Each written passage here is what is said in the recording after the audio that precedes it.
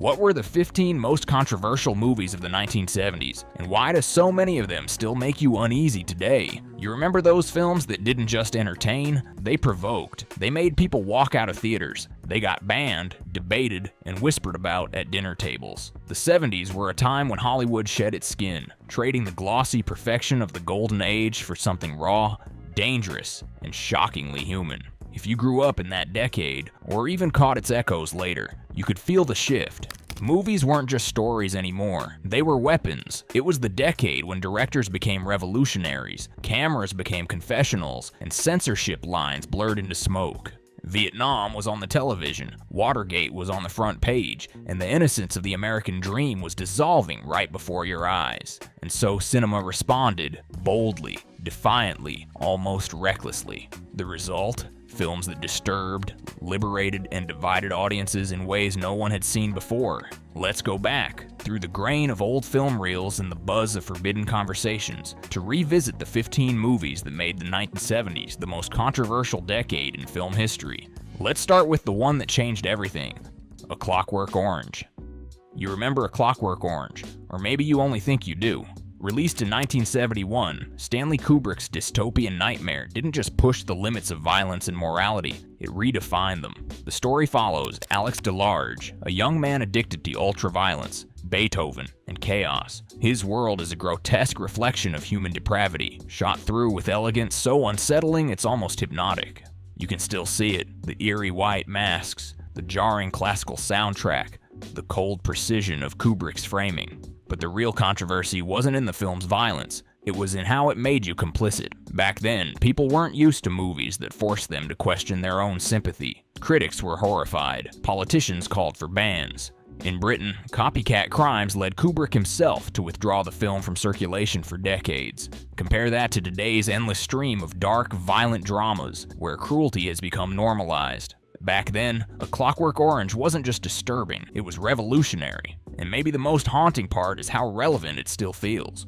You ever wonder if Kubrick was just showing us what we were becoming? Last Tango in Paris. Then came Last Tango in Paris, 1972. If A Clockwork Orange was the mind's nightmare, Last Tango was the body's confession. You didn't just watch it, you felt it, even when you didn't want to.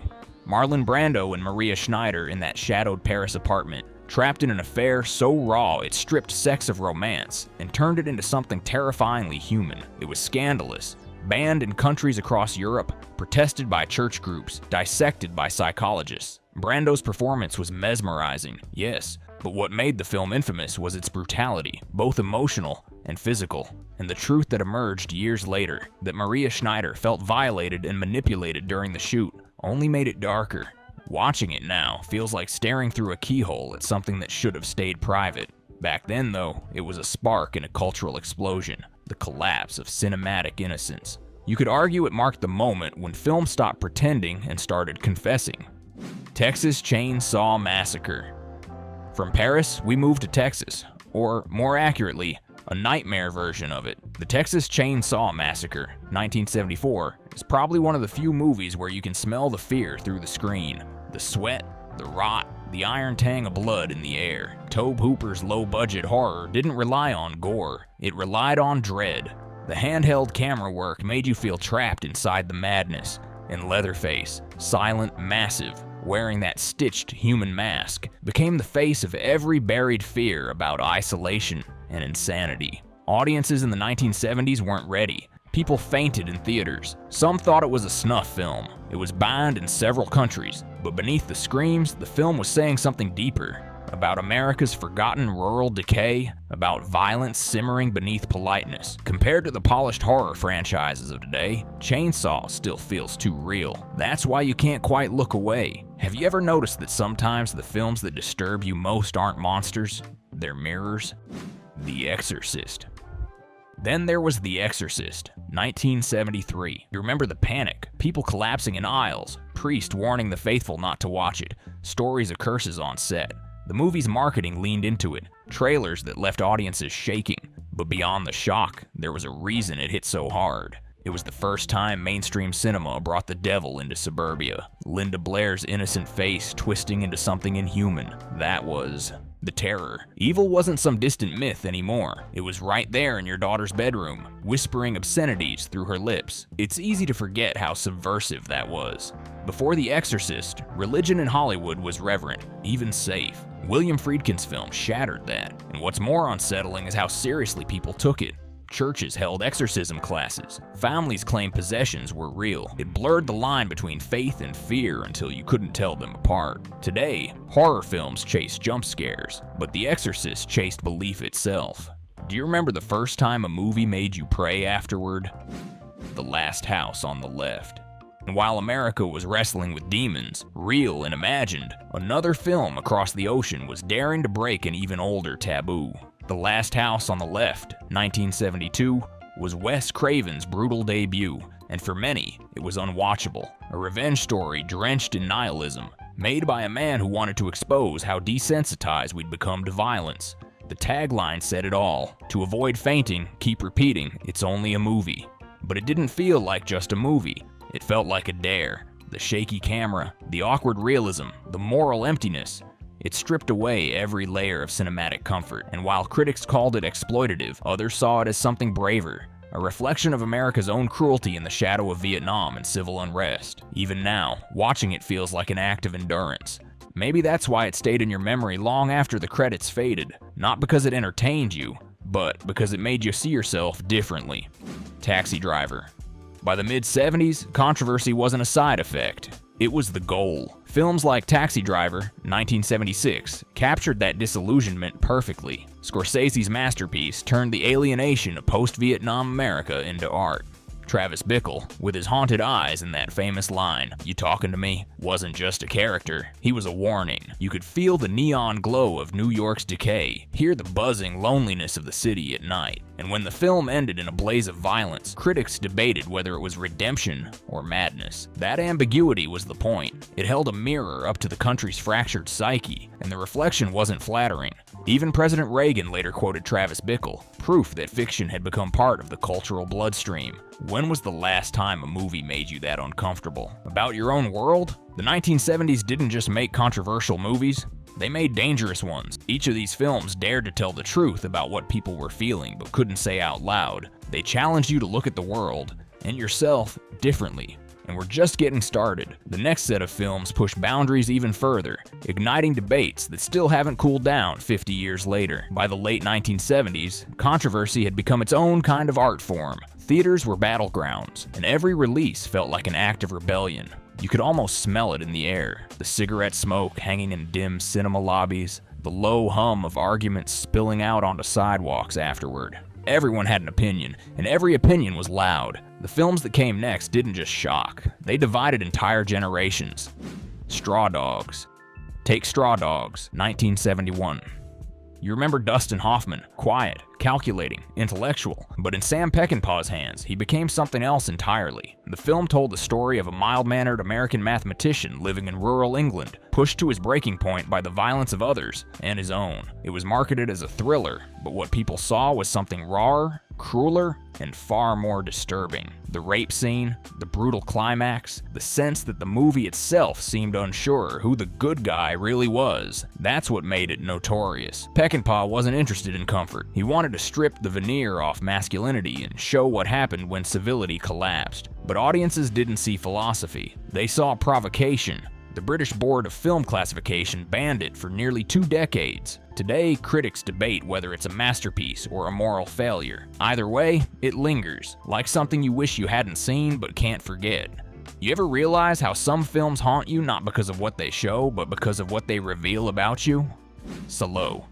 Then came Salo, or The 120 Days of Sodom, 1975. Even saying the title feels heavy. Pier Paolo Pasolini's final film wasn't just controversial, it was condemned. Set in the dying days of fascist Italy, it adapted the writings of the Marquis de Sade into a portrait of absolute corruption. It showed aristocrats torturing and degrading their captives in ways that made audiences recoil in disbelief. Many theaters refused to screen it. Some countries banned it outright. Critics called it obscene, but others, especially later, saw it as a savage allegory of power, control, and the exploitation that thrives beneath systems of authority. Watching it feels like staring into a moral abyss. There's no soundtrack to guide your emotions, no hero to root for, no redemption waiting at the end. It's one of those films that you don't like or dislike, you endure it. And that was Pasolini's point.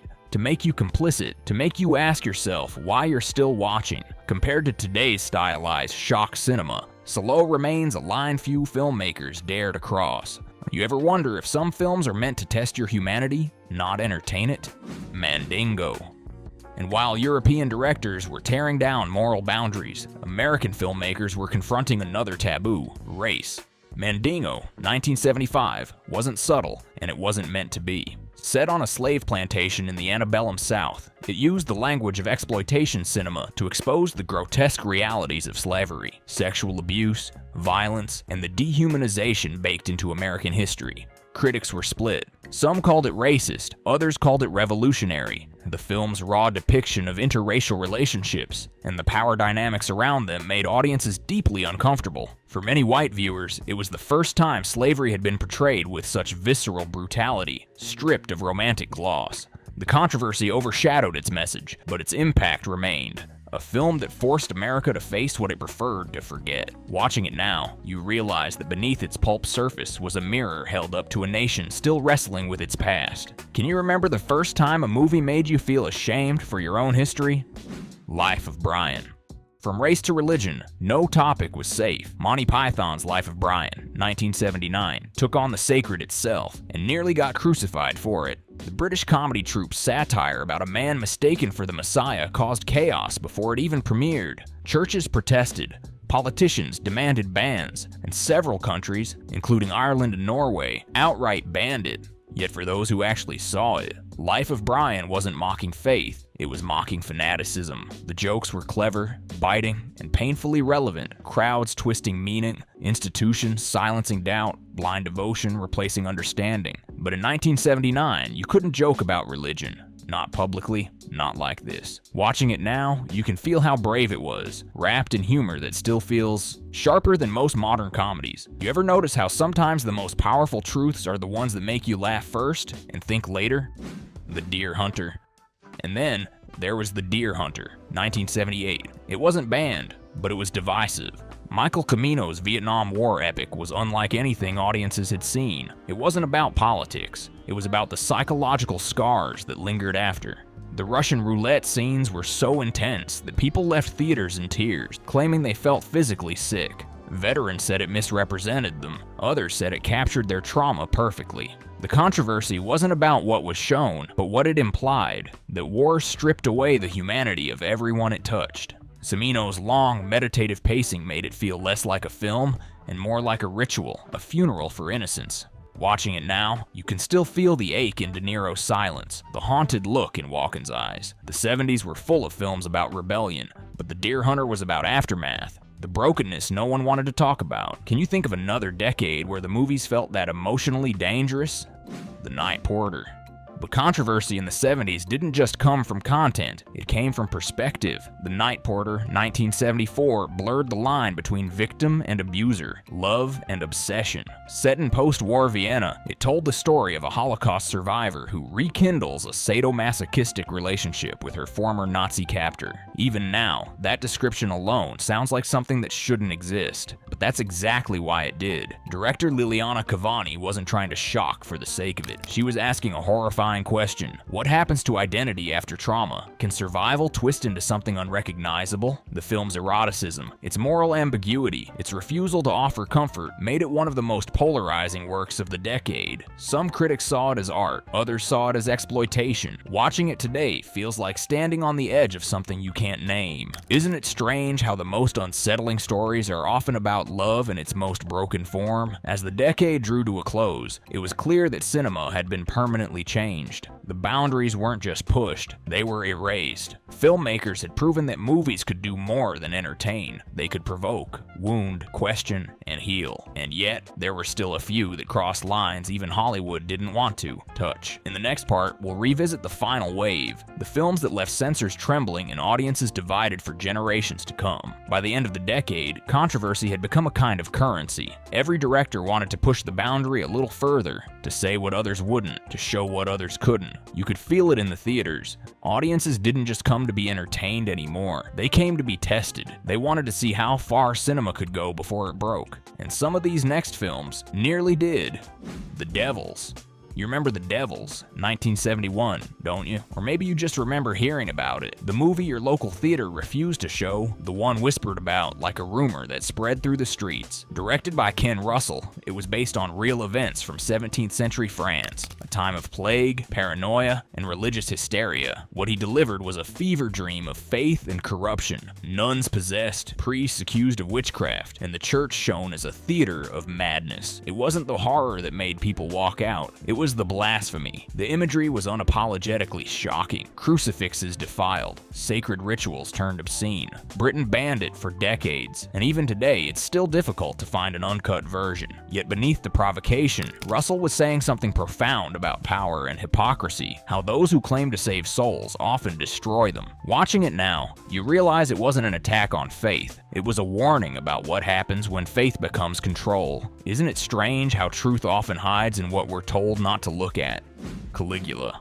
Another film that tested every limit was Caligula, 1979. Produced by Penthouse founder Bob Guccione, it was supposed to be an art film about the corruption of absolute power, but it spiraled into something else entirely. With a cast that included Malcolm McDowell and Helen Mirren, the film blended political allegory with scenes of explicit sexuality that blurred the line between cinema and pornography. The result: chaos. Actors disowned it, critics shredded it, governments banned it. But beneath the scandal, Caligula captured a grim reflection of the era itself, a time when freedom and decadence walked hand in hand, and art became indistinguishable from excess. Watching it now feels like witnessing a civilization collapse in slow motion. Every frame drips with decadence, every expression with madness, and yet, it's hypnotic. You can't decide whether you're disgusted or fascinated. That tension, that unease, is what made it unforgettable. You ever notice how the most controversial films aren't just shocking, they're seductive?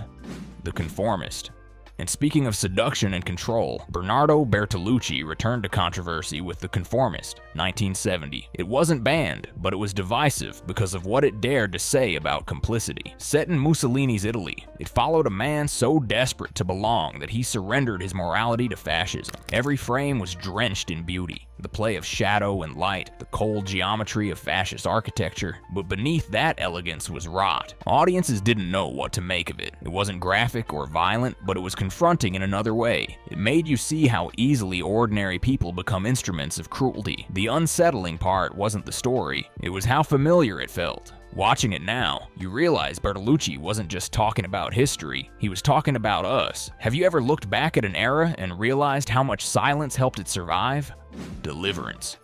Then there was Deliverance, 1972, a movie that made nature itself feel hostile. You remember that sound, don't you? The high-pitched banjo duel echoing through the Georgia wilderness. 4 city men go canoeing down a river and discover that civilization's thin veneer can be stripped away in a heartbeat. The infamous assault scene was one of the most disturbing ever filmed, not because of what it showed, but because of what it suggested. When it premiered, it stunned audiences. It wasn't horror, it was realism turned against itself. You could feel the humidity, the desperation, the primal fear. And the conversation that followed wasn't just about violence, it was about masculinity, vulnerability, and the myth of control. Men walked out of theaters shaken, unable to name what they felt. Maybe that's why it still resonates today. It exposed something primitive that civilization can't quite hide. You ever think about how fear, stripped of context, makes you see yourself for who you really are? Deep Throat.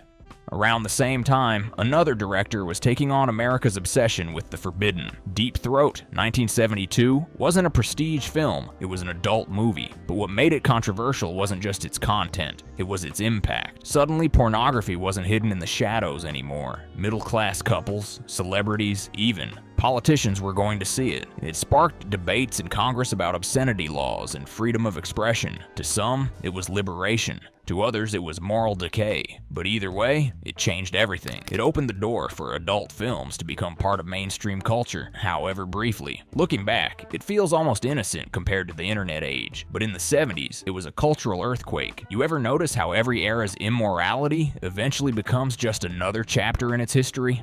Apocalypse Now.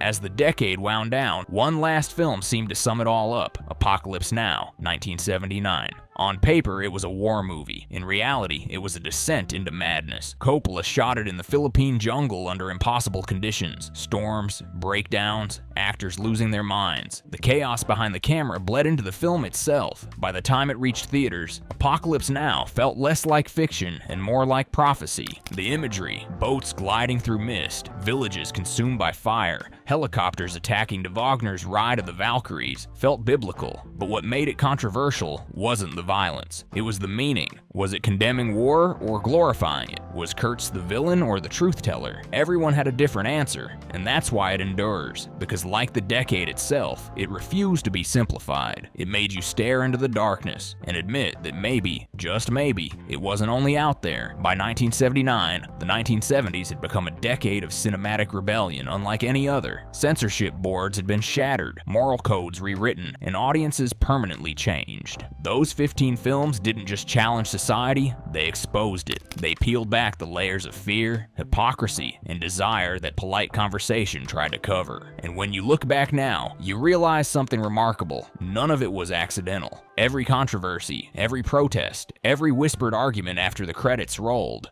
it was proof that cinema still mattered. That art could still make people feel, even when it hurt, because deep down, you know that's what keeps us coming back to these stories. Not for comfort, but for confrontation. The 70s gave us that. Unfiltered, unflinching, unforgettable. You can almost feel the credits rolling on the decade itself. The lights come up, the smoke clears, and the 1970s fade out. Not quietly, but in defiance. The final scenes of that era linger in your memory like the last notes of a song that refuses to end. What those films left behind wasn't just controversy, it was transformation. Cinema had grown teeth, a conscience, and a kind of courage that you rarely see anymore. When you think about it now, what made the 1970s different wasn't just that filmmakers were bold, it's that audiences were willing to be uncomfortable. You sat there in the dark, not looking for heroes, but for honesty, and that's what these films gave you, sometimes violently so. A Clockwork Orange made you question morality. The Exorcist made you confront faith. The Texas Chainsaw Massacre forced you to face fear itself. And Apocalypse Now reminded you that war wasn't about nations.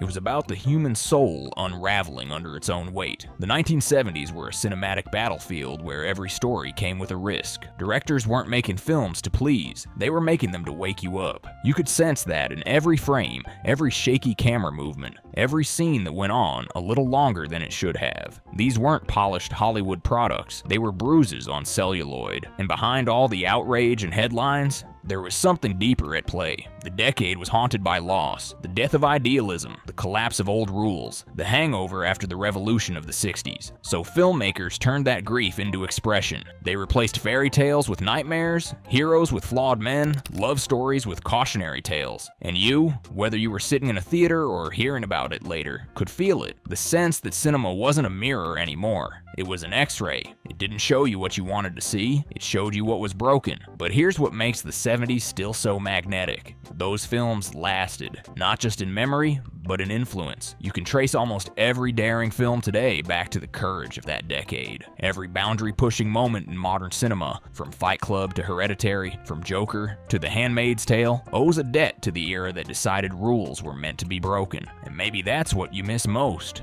The risk, the imperfections, the feeling that a movie could make you sweat, argue, even question your own values. The 1970s didn't care about comfort, they cared about truth. And truth, in all its messy, painful beauty, is what keeps art alive. You can picture it: a single theater on a Friday night in 1974. The marquee flickers, a small crowd lines up in the rain, not knowing what they're about to see, but knowing it might change them. Inside, the reel clicks to life, the room goes dark, and for 2 hours, the world outside disappears. When the lights come back, no one speaks for a moment. You can almost hear their thoughts. Did that go too far? Or did it finally say what no one else dared to say? That was the gift of 1970s cinema. It didn't ask for your agreement. It asked for your reaction. It believed that discomfort was a kind of honesty, that art should disturb the comfortable and comfort the disturbed. So when people today talk about controversy in movies, you almost want to smile, because you remember when that word meant something heavier, when it meant confronting the things society was afraid to see. You remember that no film was truly banned in the heart of its viewer. It lived on, passed from one whispered recommendation to the next, tucked away in midnight screenings and forbidden VHS tapes. And that's the funny thing about forbidden art. It never really dies. It just waits. Waits for someone curious enough, brave enough, nostalgic enough to seek it out again. So maybe tonight you dim the lights, scroll through old titles, and press play on something that scared your parents, or maybe even scared you. You'll watch it differently now. You'll see the courage behind the chaos, the humanity behind the scandal, because these weren't just movies. They were moments when the world looked itself in the mirror and didn't look away. And as the end credits fade, you realize that's what the best controversial films always do. They don't just shock you. They stay with you. They whisper. They challenge. They remind you that art, real art, was never meant to be safe. That's what the 1970s gave us. A decade that taught us how to feel again, even when it hurt. A time when cinema wasn't just entertainment, it was rebellion. And maybe, deep down, that's why you're still thinking about it now. Because some part of you misses when stories were dangerous. If you do, if you can still feel that spark from a half-forgotten film flickering somewhere in your memory, then you already know why these movies mattered. They weren't just controversial, they were alive. And maybe, in some quiet way, so were you. Click on one of the cards on your screen to see more videos like this.